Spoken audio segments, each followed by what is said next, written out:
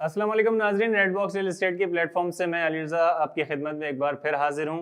नाजरीन, जैसा कि आप जानते हैं कि मैं तमाम अपने उन मेजॉरिटी के पीपल्स के लिए या उन मेजॉरिटी के लोगों के लिए सिंधी वीडियोस बनाता हूँ जो कि सिंधी स्पीकिंग है और सिंधी स्पीकिंग की लैंग्वेज को ज़्यादा बेहतरीन तरीके से समझते हैं। तो नाजरीन, आज हमारी वीडियो बनाने का जो मकसद है वो कोई सोसाइटी की ब्रीफिंग नहीं है या कोई अंडर डेवलपमेंट जो सोसाइटीज़ वगैरह आ रही हैं या जो प्रोजेक्ट्स आ रहे हैं उसके हवाले से नहीं है, बल्कि आज हमारा जो टॉपिक है वो बहुत अहम मुद्दा है, जिसके लिए हमने आज जो है रियल एस्टेट एक्सपर्ट को इनवाइट किया है, जनाब शकील अनवर कमाल साहब को। और इनको आज हमने मदऊ किया है, हमें जो है कंस्ट्रक्शन के बारे में थोड़ी सी ब्रीफिंग देंगे और जो हम मसले मसाइल फेस करते हैं कराची के अंदर कंस्ट्रक्शन के हवाले से, उनके हवाले से भी इनके बारे में जो है जानेंगे। अस्सलाम वालेकुम सर, क्या हाल है आपके और कैसे मिजाज हैं आपके? वालेकुम सलाम। Thank you Ali Raza, I am fine, thank you. Sir, आज हम आपसे थोड़ा सा जो है आज आपका हमने खुसूसी वक्त लिया है और आज हम आपसे कुछ गुफ्तगू करेंगे कंस्ट्रक्शन के हवाले से कि कंस्ट्रक्शन क्यों ज़रूरी है। देखिए, ये बहुत अहम टॉपिक है और बात ये है कि कंस्ट्रक्शन इंडस्ट्री पाकिस्तान की एक बहुत बड़ी इंडस्ट्री है और इससे लाखों लोगों का रोज़गार भी वाबस्ता है। और कंस्ट्रक्शन हम क्यों करते हैं? कंस्ट्रक्शन ज़ाहिर है कि तो गवर्नमेंट इंफ्रास्ट्रक्चर के लिए किया जाता है, जिसमें रोड्स बनती हैं, आपके फ्लाईओवर्स बनते हैं, अंडरपासेस बनते हैं, गवर्नमेंट के बड़े बड़े प्रोजेक्ट्स बनते हैं, पोर्ट्स बनती हैं। इसके अलावा जो रेजिडेंशियल और कमर्शियल पर्पस के लिए कोई प्राइवेट डेवलपर या बिल्डर बिल्डिंग्स बनाता है और कमर्शियल प्रोजेक्ट्स बनाते हैं, और कुछ लोग इंडिविजुअली अपना घर बनाते हैं अपनी ज़ाती रिहाइश के लिए। ये सारे कंस्ट्रक्शन के फेजेस हैं जिसके अंदर पाकिस्तान में और दुनिया भर में इसी तरह से काम होता है। अब जहाँ तक रह गई इस इंडस्ट्री की अहमियत की, तो मैं आपको पहले बता चुका हूँ कि लाखों लोगों का ना सिर्फ रोज़गार वाबस्ता है, बल्कि हर इंसान की ये ख्वाहिश होती है कि वो एक अपना छोटा सा ही सही घर बनाए, और उसके लिए उसको एक कंस्ट्रक्शन के लिए जो भी इस मराहिल से गुज़रता है वो मराहिल आपके सामने हैं, हम उनके ऊपर भी गुफ्तगू करेंगे। और मैं समझता हूँ कि construction is a very important phase of our life, और हम डायरेक्टली और इनडायरेक्टली कहीं ना कहीं इस फेज़ से गुजरते हैं ज़िंदगी के अंदर। बिल्कुल सर।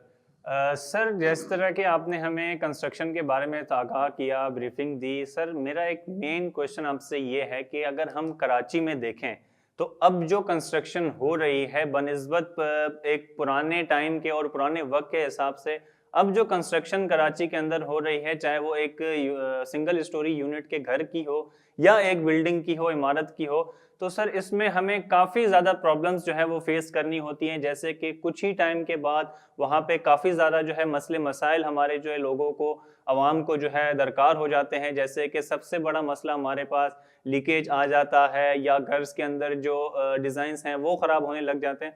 इस हवाले से आप हमें थोड़ा सा आगाह करेंगे।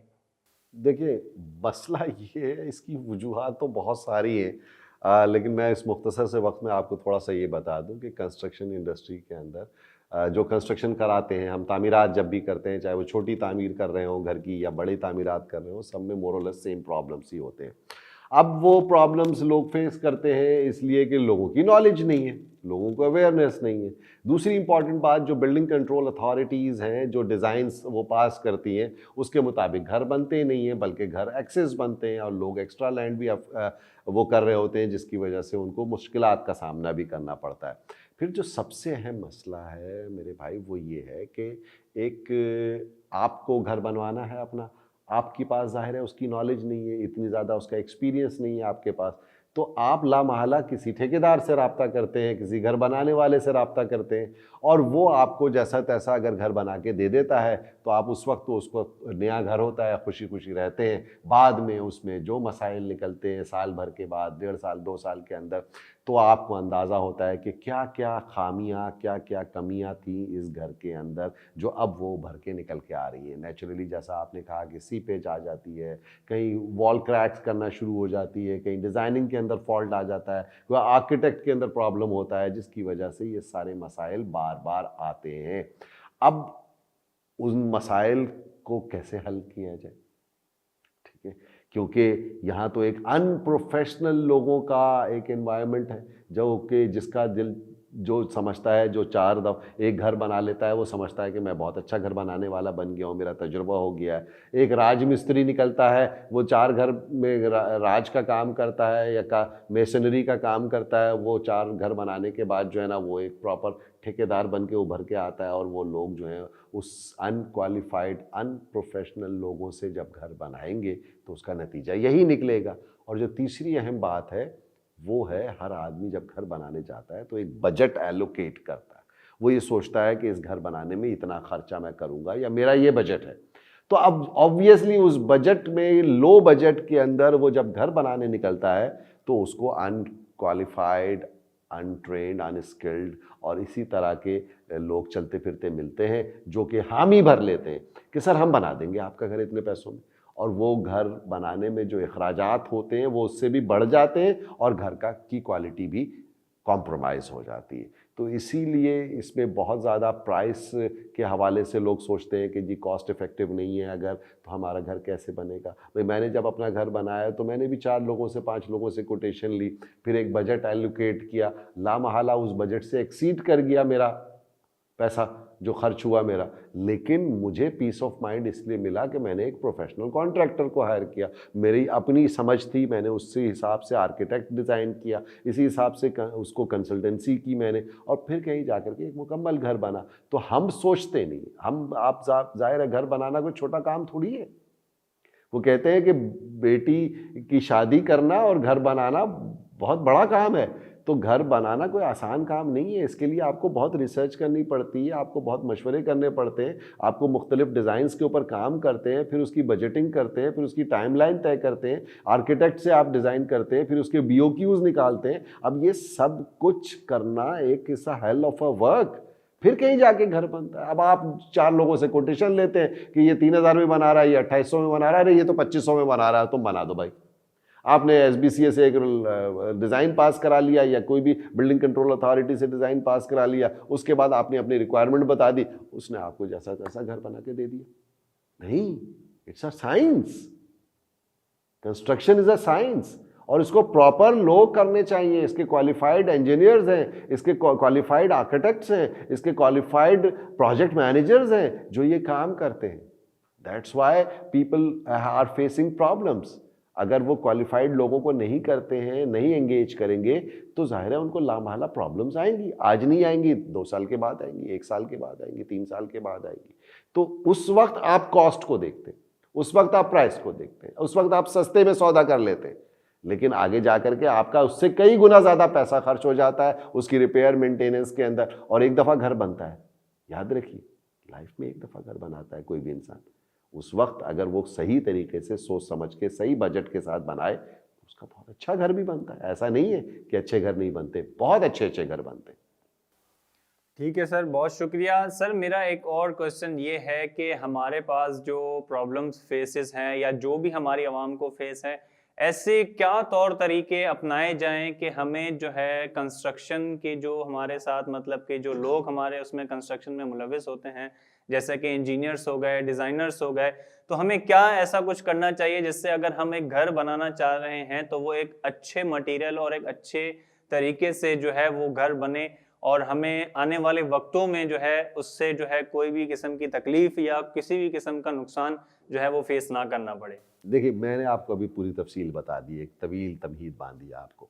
मैं आपको ये बता दूं कि आप प्रोफेशनल क्वालिफाइड कंस्ट्रक्शन कंपनी को हायर करें जिसका बजट मामूली सा ज़्यादा होगा, ये याद रखिए, उसकी प्राइस थोड़ी सी ज़्यादा होगी, लेकिन आपको इससे ज़्यादा पे कर देंगे उस आम ठेकेदार को जो कि आपसे कम घर बनाने को तैयार होता है वो।